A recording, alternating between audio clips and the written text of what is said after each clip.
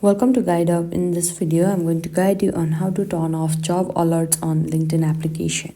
For that, make sure you get the application and you're logged into your account. Now at this home page, at the top left, you can see your profile icon. You need to tap over there. And here, simply tap on settings. Now here you can see various options. You need to tap on notifications. Here also you can see numerous options. You need to tap on the first one, searching for a job. Now simply tap on job alerts.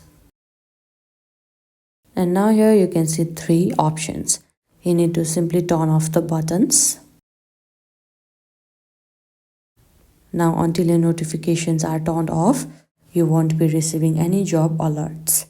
And this is how easily you can turn off job alerts on LinkedIn.